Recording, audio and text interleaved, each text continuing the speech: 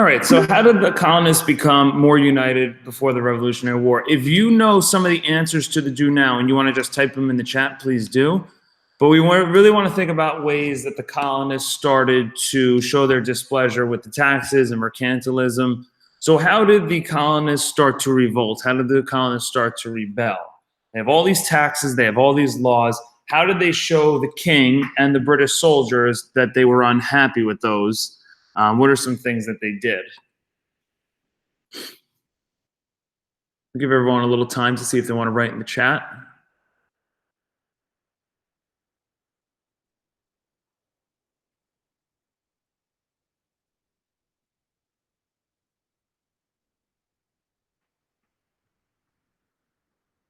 Okay, so let's go over some of the ways here. So number one, the biggest way and the most influential way probably was Winderley. Yes, that is correct. That is one way, which was protesting. So I'll put that as the first one.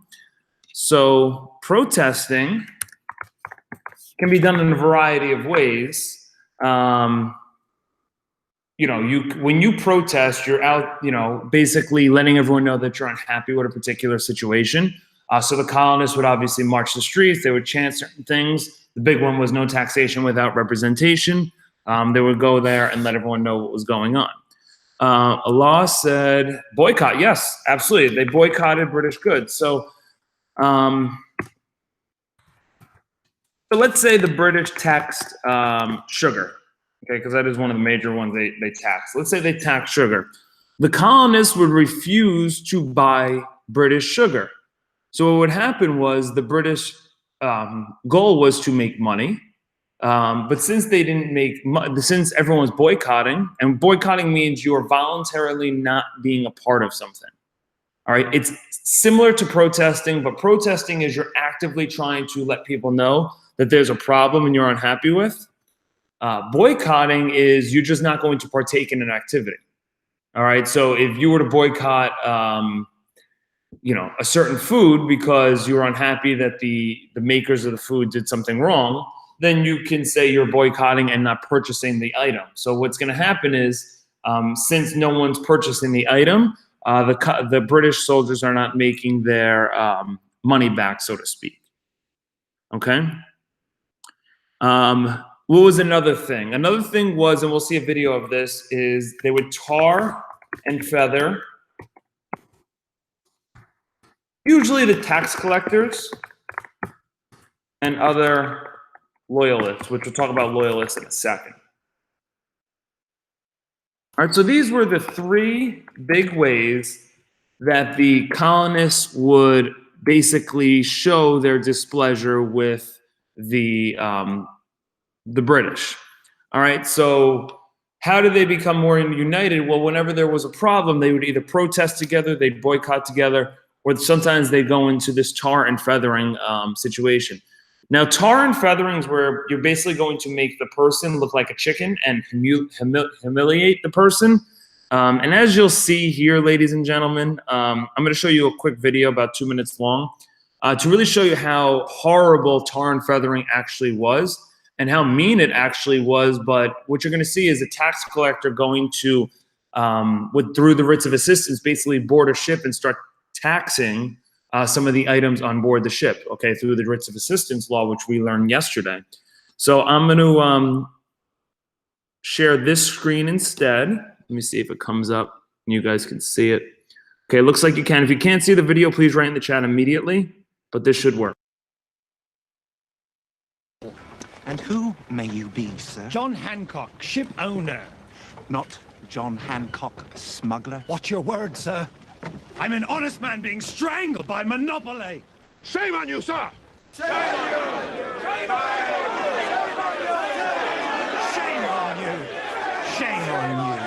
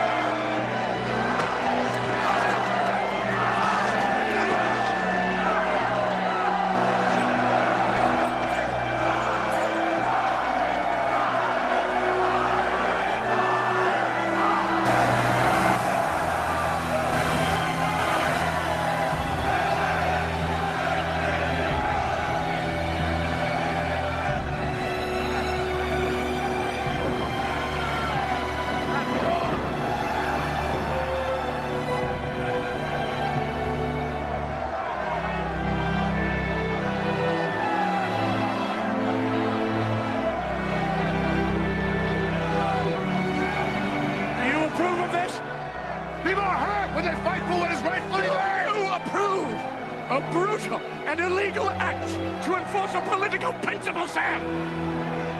Answer me that, can you?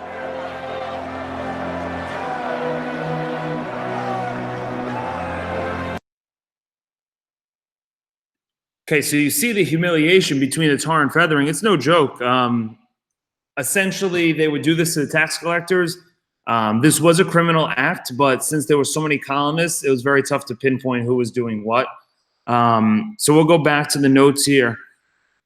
Okay, so let's go into the choosing sides, okay?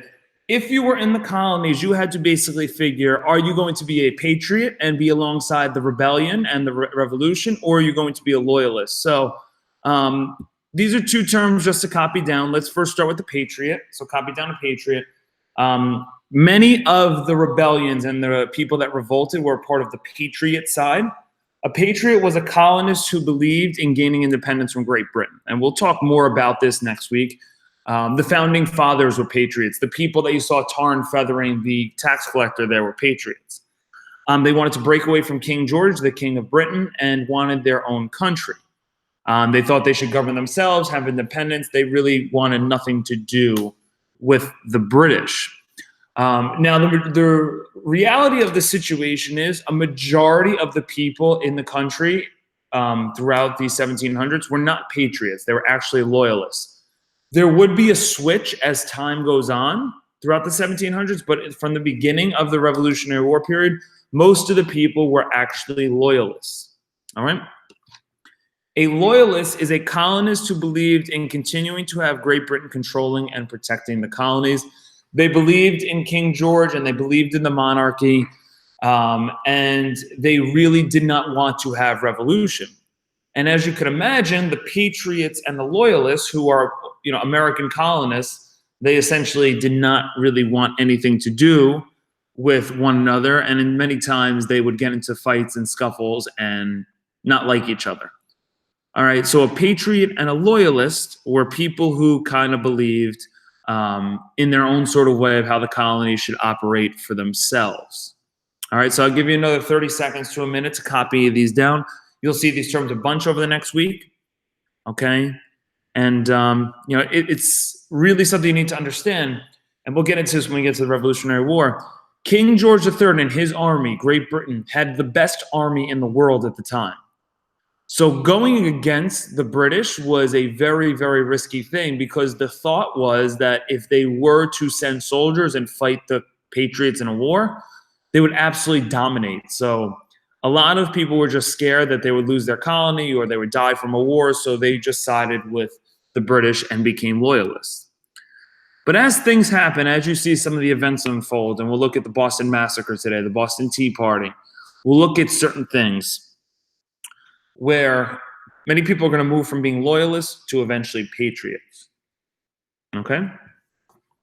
So the next slide you will not have to write down, believe it or not, even though it's a very big topic. The Boston Massacre. It does not come up on the Regents. Maybe a short answer question here or there, a DBQ question, but we don't really need to know it. And it's pretty straightforward stuff, right? So I'm just going through this. Do not write this down. This is all 7th grade stuff. We should remember there was an incident in Boston. We're going to see a video of it where you had some British soldiers and you had some protesters gathering because they were very unhappy that many of them had lost their jobs in Boston. Things escalated very quickly. It is pretty well known now that there were many of the colonists throwing rocks and like snow at the British soldiers. And essentially, one of the soldiers got hit and got up and then eventually started firing into the crowd, eventually killing 5 colonists. Outrage was very apparent throughout the colonies because they basically labeled this with a photo. This is a photo made by a picture made by Paul Revere. And Paul Revere eventually, kind of said that this was a massacre. Now, as bad as 5 people dying in a protest is, we wouldn't label that term a massacre. This was like the first time in American history where the press and the media is going to try and persuade a narrative that the British soldiers were actually ruthless and aggressive. I think the actual story goes that the British soldiers were actually found innocent of any crime, in the Boston Massacre because they were attacked first, but that's a different story. But the narrative was basically set that the British soldiers fired helplessly on these American colonists, and it led to this issue. All right? So no notes there. But eventually you're going to learn that outrage was so bad that King George almost felt bad, and he actually took away the taxes. He took away the Townshend Act. He took away the Sugar Act. He took away the Stamp Act. He kept all of the taxes. He took it away except for the tax on tea. And then I think you know what's going to come next if you remember from 7th grade. This stuff we do need to write down.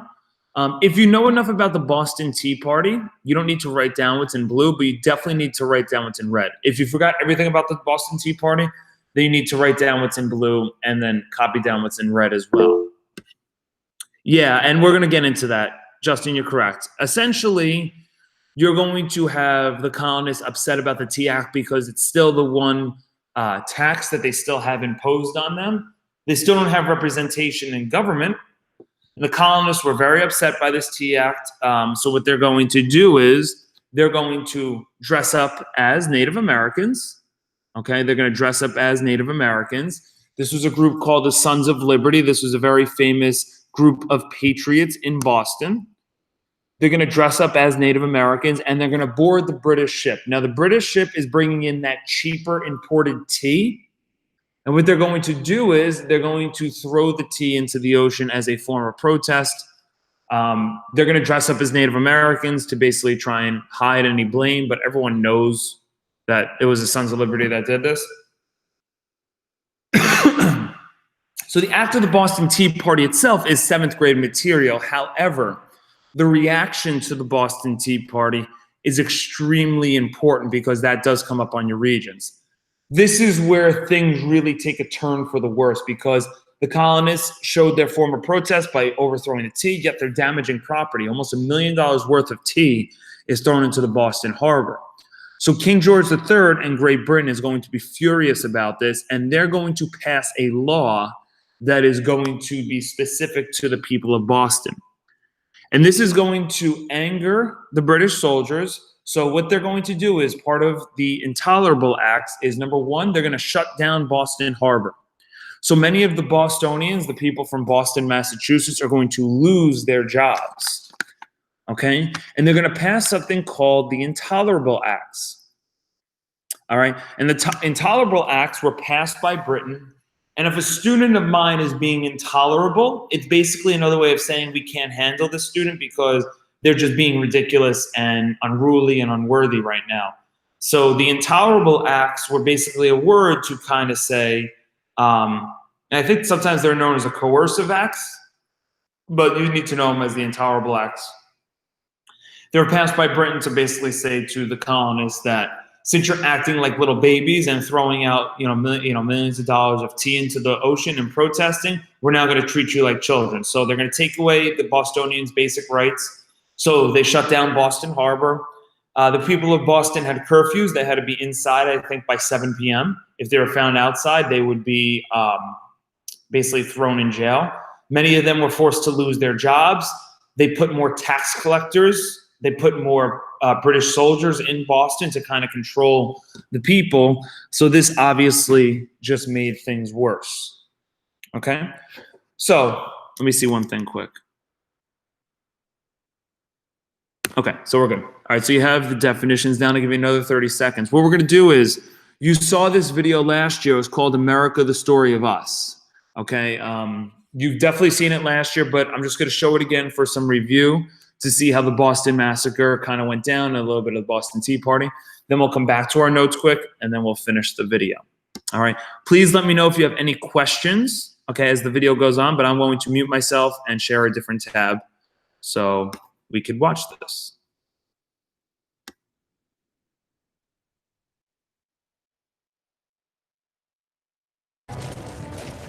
Boston and the 13 colonies are an economic powerhouse, critical to Britain.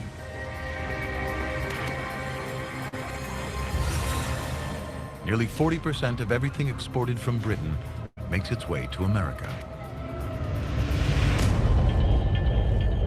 The fishing fleet ships thousands of tons of salted cod to the Caribbean. building. Nobody likes invaders in their homes. To have people here, foreigners on your soil, is a great incentive for people to fight. March 5th, 1770. After 3 days of unrest, an angry mob roams the streets. Hundreds of men who lost their jobs and blame the British gather on King Street and face off against 8 redcoats with orders not to fire. What's about to happen will change America forever. A 17-year-old wigmaker's apprentice, Edward Garrick, lights the fuse.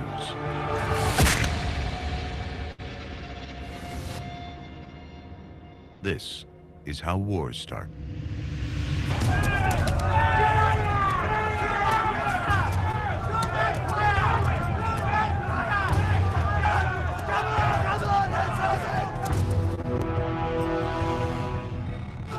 Private Hugh Montgomery is hit with a club.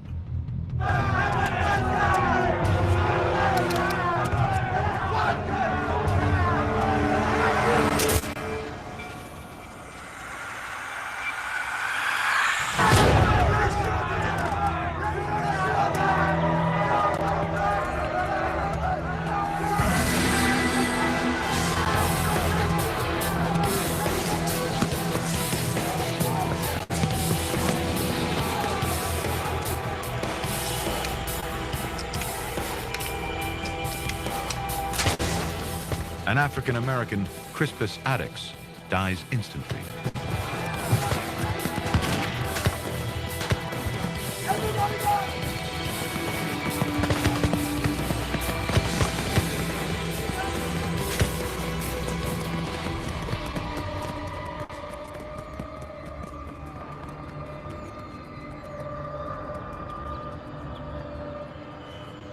When the smoke clears, 4 more are dead. How Boston reacts will change the course of history. Silversmith and political radical Paul Revere captures the moment British soldiers kill 5 colonists in the streets of Boston. His engraving will fuel the fires of revolution as outrage spreads across the 13 colonies.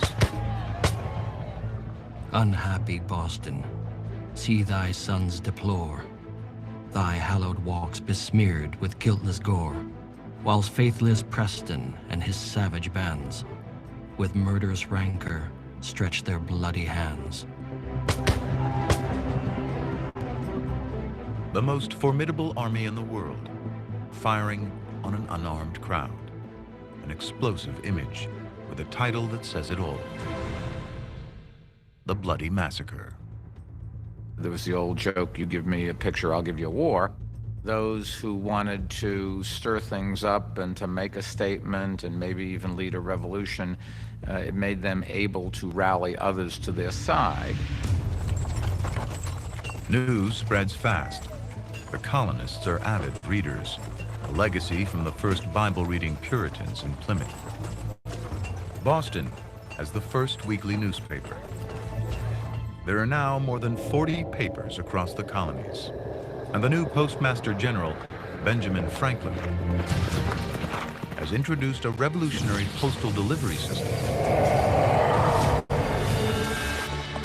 Night riders cut the delivery time in half. The communications network connecting the colonies is one of the best in the world. And the British have no idea. They hope the news can be contained. Before news reaches England, most of America knows about the Boston Massacre. It's a very American spirit of an idea, this idea that everybody should have access to knowledge. It's very much like that pioneering idea. Everybody should be able to make their way in the world. A printer in Connecticut can read the exact same story as a farmer in North Carolina. December 1773. The Boston Gazette breaks another story that will fan the flames of rebellion. The rising tide of anger and resentment forces England's hand. They repeal all taxes, except one, on tea. It's not enough. In one of the most famous acts of resistance in American history, rebels dump over $1 million worth of tea in Boston Harbor. When someone comes along and smacks us, we don't turn the other cheek. That's not who we are.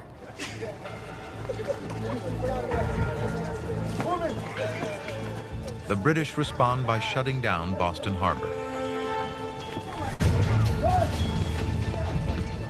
one of America's busiest, wealthiest ports.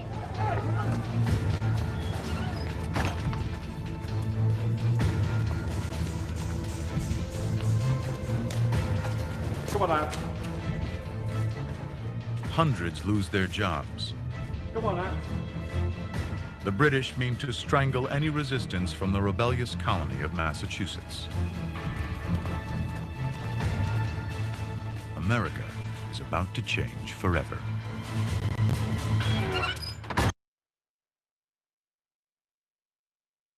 Okay, ladies and gentlemen, we're going to quickly just go back to the notes and then we'll finish up the rest of the video there. So you're starting to see this revolution, this rebellion starting to take place.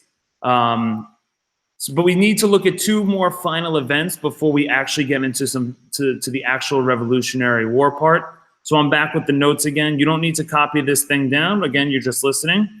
There's going to be a meeting after the Boston Tea Party and after the Intolerable Acts where basically we're going to have our first form of colonial government. So we're going to meet in Philadelphia, Pennsylvania. We're going to have 56 major delegates from the 13 colonies. Essentially what that means is those are another word for representatives, but we don't call them representatives, we call them delegates. They're going to meet and become the first acting government for the United States. Now, what is fascinating is these leaders did not really consider themselves Americans. They considered themselves a part of the state that they were a part of. So this comes as a response to the Intolerable Acts, and they decide two things. And it's really important. Number one, if something like the Boston Massacre happens again, if there is another attack on the American people, on the colonists, we are going to treat that as an act of war, and we are going to fight back against the British. All right?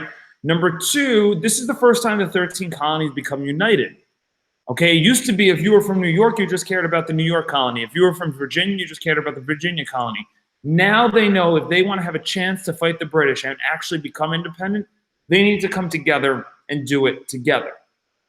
Okay, so we'll look at how this breaks down. The final event before the start of the Revolutionary War was an event called the Shot Heard Round the World. Okay, again, this is something that you don't need to copy, but I think you just need to know the event and how it breaks down. So we're going to use the video to kind of help you. So there's a very famous American story, which is true. There's a Boston person named Paul Revere. He goes on a midnight ride to let the colonists at Lexington and Concord, Massachusetts, know some very important news. Okay, he wants to let them know that the British are coming to take away their weapons, the militia's weapons. You're going to see in the video how they're training to fight. They're coming away to take those weapons. Okay, and they want to let them know that the British are coming to attack them if they don't get away their weapons. When the colonists meet at the arsenal, they're going to defend the arsenal where the weapons are, and there's going to be some shots fired, and it's known as the Shot Heard Around the World. It is the first step towards getting to the American Revolution. Sometimes this is known as the battles of Lexington and Concord. This is the first battle, I guess you would say, of the Shot Heard Around the World. Now, for those that know, we have a Second Amendment. A big reason why we have the Second Amendment rights is from this moment. The British were coming to take away the colonists' weapons. And the reason why we have a Second Amendment, which gives the citizens the right to bear arms, is they know that if a government wants to get control of people, they're of course going to first try and take away their weapons. All right. So this was the Shot Heard Around the World. We're going to see some breakdown of this. Follow the chat box because I'll kind of update you as the video is going, like what parts are coming. All right. So follow along. We got about 15, 16 minutes left, so we're right where we need to be, and we'll watch the rest of this video. Okay?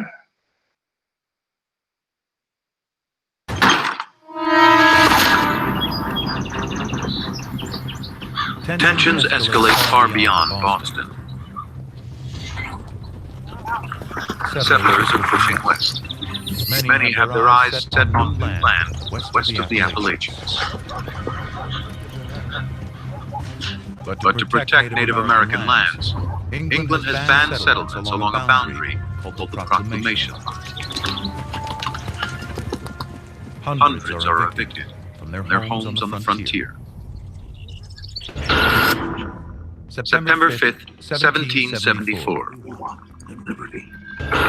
Incensed at the British actions, 56 delegates from across the colonies gather at the First Continental Congress in Philadelphia. It's the first step on the road to American democracy. Among them are John Adams, Patrick Henry, and a gentleman landowner from Virginia, George Washington. At a time when our lordly masters, Great Britain, will be satisfied with nothing less than the deprivation of American freedom, it seems highly necessary that something should be done to maintain liberty. Across New England, people prepared to defend themselves. Smuggled arms are collected and stashed in secret hideaways. But while many expect conflict, most delegates in Philadelphia want peace with Britain. A military action would make a wound that would never be healed. Good. All day, let's go. Come on.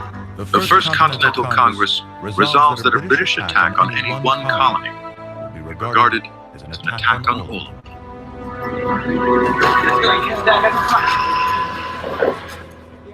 What emerges at Philadelphia is solidarity. The distinctions between Virginians, Pennsylvanians, New Englanders, and New Yorkers are no more. I'm not a Virginian. I'm an American.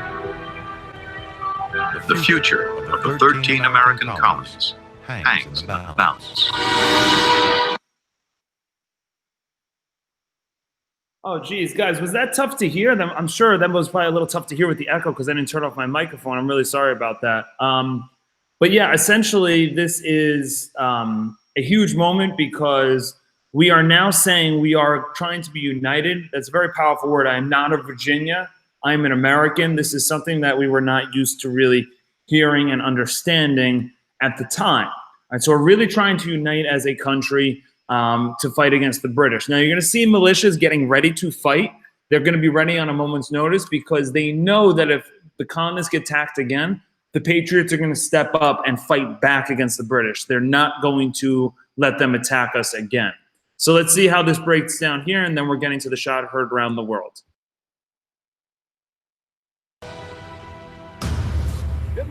Spring 1775, near Concord, Massachusetts. Local gunsmith Isaac Davis puts the town militia through basic training. American patriots knew that they were doing the right thing. You're starting the birth of a nation. You know, you had to really believe in what you were doing. You gotta keep this clean here, sir. You keep that clean, it'll save your life. You don't? If war comes, this will be America's first line of defense. A volunteer home guard, with weapons paid for by local citizens. Gentlemen, it's looking good. It's looking good. Let's have some breakfast and move out. They're farmers, blacksmiths, and store owners. A fighting force of ordinary Americans. The militiamen of any of the colonies were made up of just its citizens. It was a citizen-based protection unit. And some of them had some skills, but some of them were just the carpenters. Some of them were just the mason or the blacksmith. I mean, these were the guys that they had something at stake to protect their colony. So they started to form together, just trying to help protect each other. Every town across the colonies has its own militia. But now, they're preparing to defend themselves against the British Army. Better than yesterday now, better than yesterday. For 6 generations across Massachusetts, men are expected to serve as militiamen. In Massachusetts, a third of all men between 16 and 50 are ready to bear arms at a minute's notice. Excellent, good shot. We keep this up, we're gonna give those redcoats a scare, all right? The British will not stand for any armed resistance. April 19th, 1775. After midnight, 900 redcoats leave their barracks in Boston for Lexington and Concord, about 20 miles away. Their orders: arrest the rebel leaders and seize their weapons. News of the British attack also reaches Paul Revere. His midnight ride will alert local militias. Revere rides ahead of the British troops. His warning spreads from town to town across the New England countryside.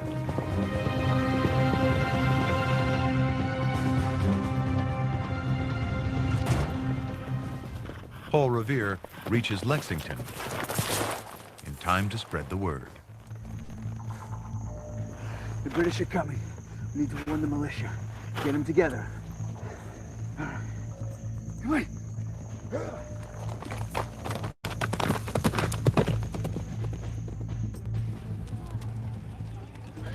By 5 in the morning, 60 militiamen line up. They're commanded by a farmer, John Parker. They're faced off against hundreds of well-armed and highly experienced British soldiers. What happens next will transform the world forever. Sunrise, April 19th, 1775. On one side, 60 men, poorly armed and barely trained. On the other, hundreds of the most powerful army in the world. Men who have only been active for a handful of months versus an army that in the past 20 years has fought on 5 continents and defeated everything in its path. For these rebels, the fight is for nothing less than freedom itself.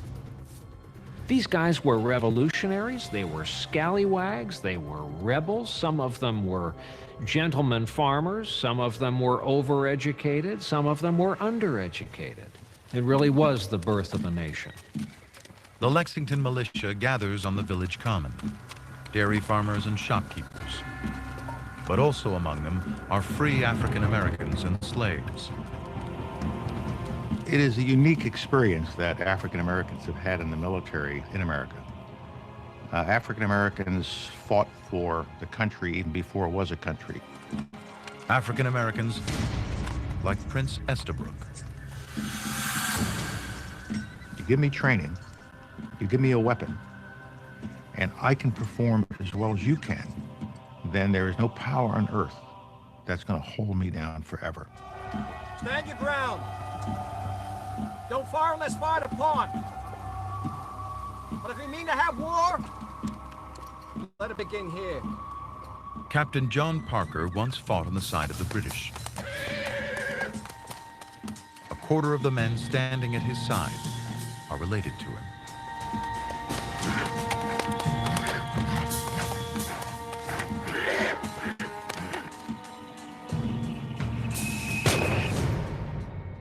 No one knows who fires the first shot at Lexington. But it's the shot heard round the world. I mean, the redcoats, that's intimidating.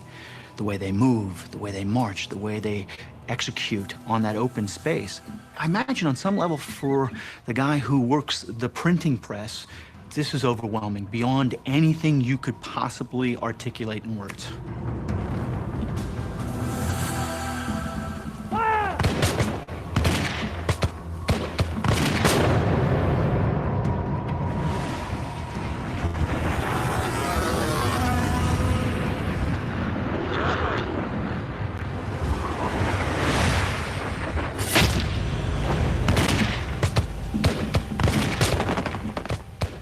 Prince Estabrook is hit in the first volley. No army in the world can stand toe-to-toe with the British, let alone a ragtag militia.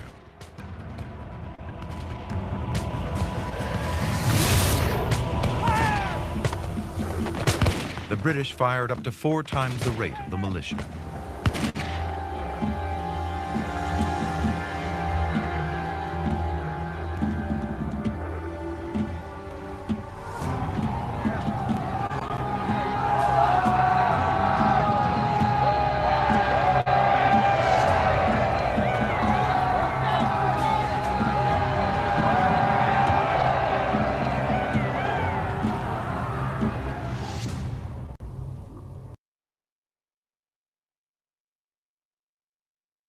Okay, so make no mistake, ladies and gentlemen, the first part of this battle, the British just overwhelmed the colonists and the militiamen. So obviously they're going to really dominate the first part of the battle. However, when the British soldiers then go to look to the arsenal for the weapons, they don't realize a little trap's been set up, and that's going to change kind of the course of the battle, which is really nice. So let's finish watching and see how the colonists kind of react to this first attack. They do a much better job later on, as you'll see. Within minutes of the first shots fired at Lexington, 8 Patriots are dead, 10 wounded. The American Revolution has begun. The Redcoats reach Concord at 9 in the morning. Acting on a tip-off from colonists loyal to the Crown, they raid the militia's arms stash.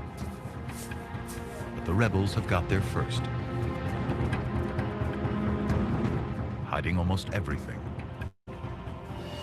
Good. All day. Let's go. Come on.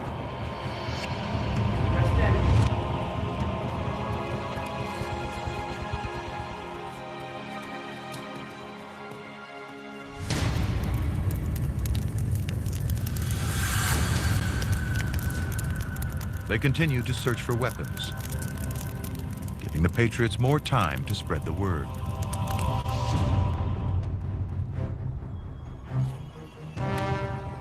The militia gathers just outside the town of Concord.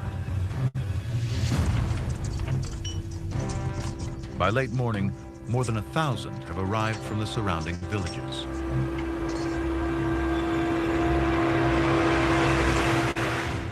Their plan: to defend their towns against the British. Let's go!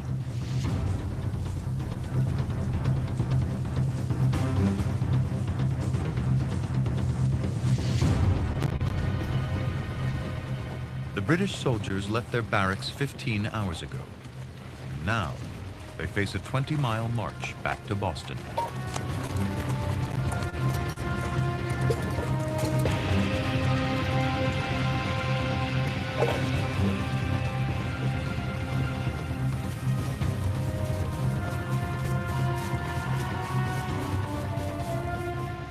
Shattered lives. An occupied city. Blood in the streets of Boston. And now Lexington.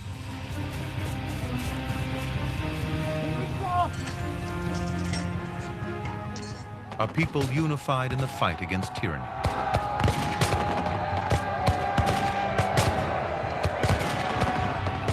Now, the Patriots have their chance.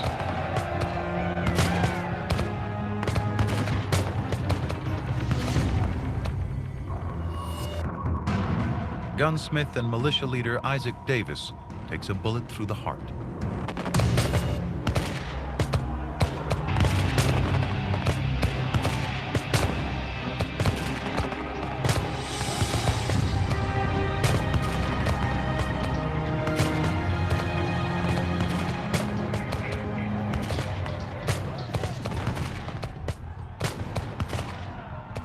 The Patriots seize the upper hand and intend to make the British soldiers pay.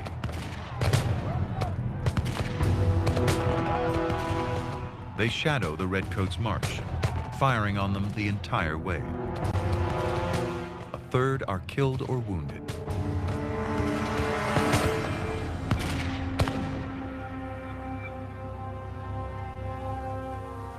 Seven generations after the first settlers left England, in search of prosperity and freedom, their descendants will have to fight for these rights.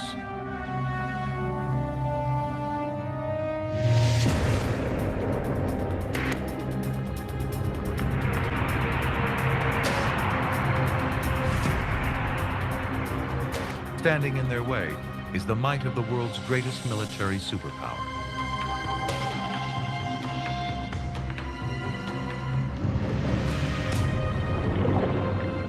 And they're not about to give up their colonies.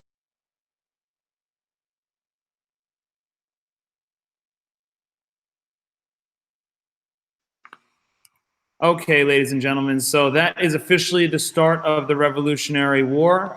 Tuesday, I'm going to see you in person for the first time, so I look forward to meeting you all. I will see you, I think, 7th period. So you'll have the same type of lesson just in person now. I just want to say that the only thing you have to do for the assignment today is you need to post the notes. When you post the notes, then you are done for the day. I hope you guys have a fantastic weekend. Maybe check Instagram for a Regents post. But besides that, we start our new session tomorrow on Tuesday. 8C1, yes. Monday, yes. You have no school Monday. There is a holiday, so there is no school. So the first day will be Tuesday. All right, so enjoy your 3-day weekend. Class 8C1, just make sure you post the notes, and you guys can go and have a great rest of your day.